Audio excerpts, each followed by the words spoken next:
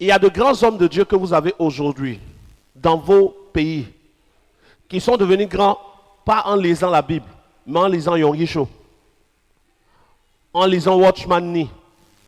Parce qu'il y a plusieurs écrivains qui ont écrit leur expérience des oins de Dieu, qui ont écrit leur expérience et d'autres oins ont lu et ça les a impactés pour devenir ce qu'ils sont.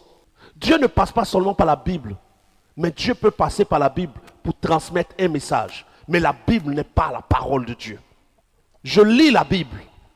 Pour beaucoup se disent, ce prophète est en train de dire de brûler la Bible. Jamais je ne dis de brûler la Bible. Mais si quelqu'un brûlait la Bible, il n'aura pas péché, il aura juste fait perdre de l'argent à quelqu'un. Mais ce que nous apprenons dans la Bible est comme notre histoire d'Africain.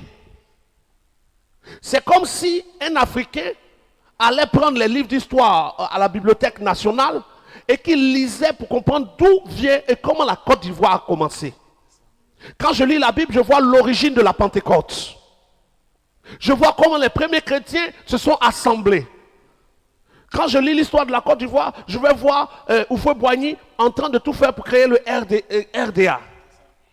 Je vais voir Houphouët-Boigny en train de discuter pour que le cacao et le café prennent de l'ampleur en face des investisseurs français qui venaient.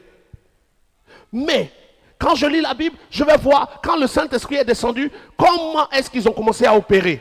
C'est l'histoire de notre salut. Mais ce n'est pas le guide de notre vie. Lire la Bible est une bonne chose. Mais lire de préférence les livres qui nous aident dans notre génération, c'est-à-dire Matthieu, Marc, Luc, Jean, Actes des Apôtres. Et si même cela est nécessaire, Apocalypse pour ceux qui peuvent comprendre. Mais Matthieu, Marc, Luc, Jean, Actes des Apôtres est suffisant pour quelqu'un qui est rempli du Saint-Esprit pour entendre la voix de Dieu, discerner et évoluer. Donc, est-ce qu'il faut méditer la Bible?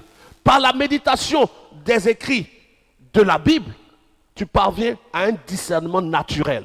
Ça te permet de savoir l'histoire. En fonction de leur histoire, certaines pensées qui te viennent, tu peux savoir si ces pensées sont des attaques ou non. Ça t'aide dans le discernement. En lisant la Bible, ça te permet de savoir ce que Dieu a autorisé à des gens, ce qu'il n'a pas autorisé à d'autres. Mais c'est leur histoire, c'est le début de notre histoire.